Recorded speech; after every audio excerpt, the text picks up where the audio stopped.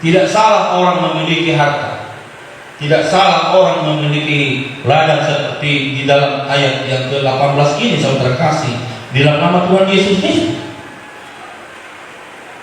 Tetapi menjadi renungan bagi kita pada saat hari ini, mana yang lebih penting, mana yang lebih utama dari hidup kita selain daripada harta.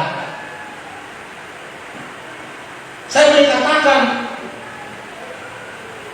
saudara kasih, yang membuat dia tidak datang dalam perjamuan yang dilakukan oleh Tuhan.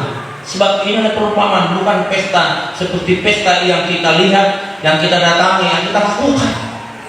Tetapi ini adalah perjamuan hidup yang kekal. Janganlah kiranya hal-hal yang baik yang kita temukan menghalangi kita untuk mendapatkan apa yang terbaik. Jangan harta itu baik, harta itu perlu, harta itu penting, tapi masih ada hal yang lebih penting daripada hanya sekedar apa yang kita raih di dunia ini. Puji Tuhan, puji Tuhan. Itulah hal yang pertama. Kalau saya katakan ini, bila harta ini, bila harta, memang kata-katanya enak didengar. Setai mejo dia muamang ngalah pesta dan buri hamiro. Bahasa baru manunggal tahu lebih ham. Perlu lo berengok. Saya terkasih dalam nama Yesus Kristus, itu hal yang pertama. Yang kedua, saya terkasih dalam nama Tuhan Yesus Kristus adalah orang yang berdalih oleh karena dia baru membeli. Dikatakan di sini, saudara yang terkasih, di dalam nama Tuhan Yesus Kristus pada ayat yang ke-19, yang lain berkata, aku telah membeli 5 pasang lembu kediri dan aku harus pergi mencobanya. Aku minta dimaafkan. Saudaraku, lembu ini lambang pekerjaan. Ya, yang kiri mau jual sehari ini mau kira-kira 5 mah pemuncul bila kerja. Ya, ini juga hal yang baik. Bahkan ini penting dan perlu dalam hidup kita. Pekerjaan itu menjadi sesuatu yang penting. Pekerjaan menjadi sesuatu yang harus kita miliki, saudara kasih. Tetapi janganlah hal-hal yang baik ini, hal-hal yang perlu ini menjadi alasan bagi kita untuk kita menolak undangan Kristus, menolak keselamatan yang telah sediakan bagi kita. Puji Tuhan, puji Tuhan. Memang dia berkata maaf. Yang lain berkata, aku telah membeli 5 pasang lembu kediri dan aku harus pergi mencobanya. Ini lembu pekerja, mungkin akan dia coba. Apakah dia sehat untuk membadak sawah-sawah? Dan dia saja terkasih. Pembeli lembu ini yang berbicara tentang pekerjaan ini, ada satu yang utama, yang lebih penting daripada pekerjaan, yang ingin mau saya katakan kepada saudara, kepada kita hari ini, saudara terkasih, dalam nama Yesus Kristus. Mari kita cari yang lebih perlu daripada yang apa yang kita miliki. Puji Tuhan, puji Tuhan. Saudara yang terkasih dalam nama Tuhan Yesus Kristus, karena firman Tuhan berkata di dalam Yesaya pasal 55 ayat yang ke-6. Apa kata firman Allah di sana? Sangat Tuhan selagi ia berkenan ditemui. Puji Tuhan. Ya, Yesaya saudara terkasih ayat pasal yang ke-55 ayat 6. Mari kita bacakan bersama. Carilah Tuhan selama berkenan ditemui, berserulah kepadanya selama dia dekat. Allah telah menawarkan diri, telah memberikan kepada kita keselamatan kekal. Yesus datang. Tuan rumah atau pemilik pesta itu adalah Yesus Kristus. Dia menawarkan keselamatan kepada saudara. Dia menawarkan kasih karunia kepada kita. Tetapi jawaban orang yang kedua, maaf.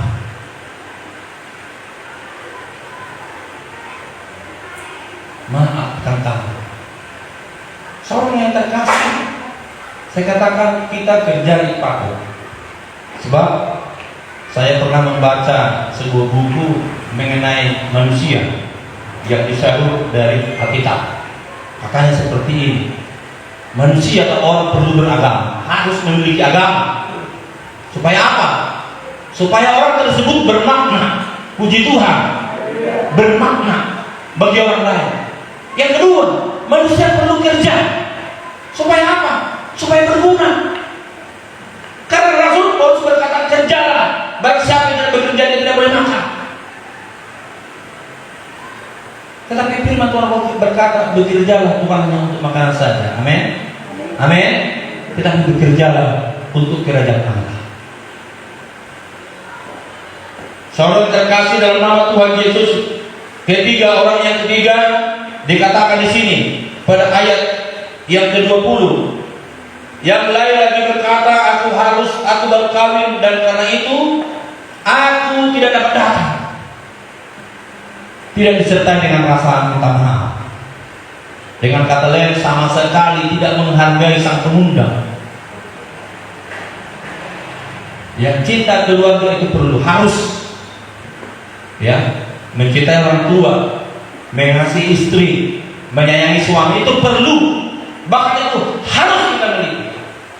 Tetapi janganlah cintamu kepada keluarga melebihi daripada cintamu kepada Tuhan. Amin. Amin.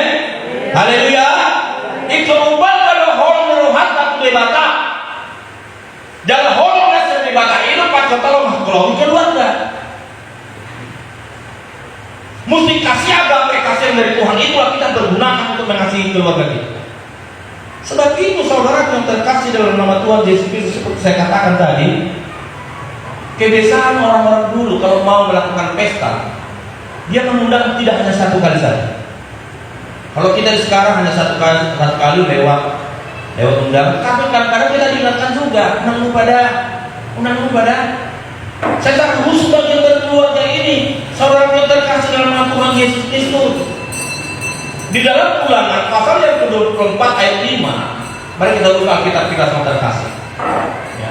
Mari kita buka Ulangan pasal 24 ayat 5. Ini tentang orang yang baru berkeluarga yang dibebaskan selama setahun untuk tidak ikut berperang. Ya, apabila baru saja seseorang mengambil istri dan dia keluar bersama-sama dengan tentara maju berperang atau dibebaskan sesuatu pekerjaan, 1 tahun lamanya yang harus bebaskan untuk keperluan rumah tangganya dan menyukakan hati perempuan yang telah diambilnya menjadi istrinya. Seperti yang saya katakan, undangan ini bukan tiba-tiba. Undangan keselamatan itu telah dibuatkan sejak dari perjanjian lama. Yesus itu telah datang ke dunia ini untuk memproklamirkan tentang keselamatan. Tetapi orang yang baru berkeluarga ini mencari dalih melalui alasan asal mangkok ibadah untuk pesta perjamuan ini. Sebab undangan yang datang kepada dia tidak tiba-tiba. Dia bisa saja saudara kasih merencanakan kapan dia menikah untuk menghargai undangan Yesus, untuk menghormati Tuhan kita Yesus Kristus. Tetapi dia mencari alasan. Tuhan tidak melarang kita berkeluarga, betul ya Bapak Ibu ya? Tuhan tidak melarang kita memiliki suami, istri, ayah dan ibu, seperti firman Tuhan ini. Tetapi orang yang ketiga ini berdalih, bukan dia tidak punya kesempatan. Dia bisa saja memiliki kesempatan untuk datang ke pesta itu. Tetapi persoalannya adalah dia lebih mencintai keluarganya daripada menghargai, menghormati dan menerima keselamatan. Oleh sebab itulah saudaraku yang terkasih dalam nama Tuhan Yesus Kristus, dikatakan di sini saudara terkasih dalam nama Yesus Kristus pada ayat yang ke-15 sampai dengan yang ke-24 ini dikatakan di sana, maka saudara terkasih, maka kembalilah hamba itu dan kepada tuannya lalu murka. Perhatikan di situ ada ditulis kata hamba. Siapa hamba itu? Hamba itu adalah orang-orang yang memberitakan Injil, puji Tuhan, yaitu saudara dan saya. Engkau yang hadir pada saat hari ini, itulah hamba-hamba di sini. Dengan kata lain, kita memiliki tugas untuk menyampaikan, memberitakan berita keselamatan. Sebab ini saya katakan kepada kita, saudara kasih dalam nama Yesus Kristus, sebagai jemaat kita yang hadir pada saat ini memiliki tugas. Puji Tuhan. Tugas untuk apa? Mengundang dan menyampaikan undangan. Apa isi undangan itu? Memberitakan keselamatan kepada keluarga kita. Haleluya. Itu tugas kita. Mengenang roh kita nang roh sadarion, hamba mana kita ison. Dan mengundang ibe. Ada roh kita. Nungan doa kita gabe napuna. Harajau ni lebata Yerusalem dan baru. Saudara semua yang hadir telah menjadi bagian daripada orang-orang yang menerima keselamatan. Puji Tuhan. Tetapi tugas kita adalah hamba. Puji Tuhan. Hamba. Di dalam 1 Petrus 2 ayat 9 saudara kasih. Di dalam nama Tuhan Yesus Kristus. Inilah status kita sekarang. Ada dikatakan oleh Rasul Petrus dalam pasal yang kedua 9. Inilah status kita. Jadi kita harus ambil bagian semua. Mau kaum bapak, kaum ibu. Puji Tuhan, saya bersyukur kepada Allah kita. Karena kepengurusan BPH kaum bapak telah terbentuk semalam. Puji Tuhan. Puji Tuhan. Puji Tuhan. Dan kaum bapak ini bagian daripada hamba. Inilah tugas kita. Mari kita baca bersama-sama dari 1 Petrus 9. Kita mulai 1, 2, 3. Tetapi kamulah bangsa yang terpilih, imamat yang merajani, bangsa yang kudus, umat kepunyaan Allah sendiri, supaya kamu memberitakan perbuatan-perbuatan yang besar dari Dia yang telah mengambil kamu keluar dari kegelapan kepada terang yang ajaib. Kamulah bangsa yang terpilih, puji Tuhan, imamat yang merajani, umat kepunyaan Allah sendiri, bangsa yang kudus. Jadi status kita sama di hadapan Tuhan, amin. Puji Tuhan, status kita sama semua. Tugas kita apa dikatakan sana, saudara kasih? Memberitakan perbuatan-perbuatan yang besar dari Dia yang telah memanggil kita keluar dari kegelapan. Itulah yang disebut Tuhan Yesus itu murka, kegelapan. Orang-orang ketiga jenis orang tadi yang menolak berita keselamatan itu hidup di dalam murka Allah. Tetapi saudara yang hadir pada saat hari ini harus menjadi bagian daripada mencegah orang tersebut supaya mereka keluar daripada kegelapan. Puji Tuhan, puji Tuhan. Tugas kita, tugas kaum bapak, tugas kaum ibu, tugas pemuda, tugas pemudi, tugas kita semua. Saudara yang terkasih dalam nama Tuhan Yesus Kristus, oleh karena ketiga orang tadi memiliki alasan, ya, dia tidak menyadari bahwa hidupnya adalah sementara. Dia lebih mementingkan harta, dia lebih mementingkan pekerjaan, dia lebih mementingkan keluarga daripada keselamatan kekal.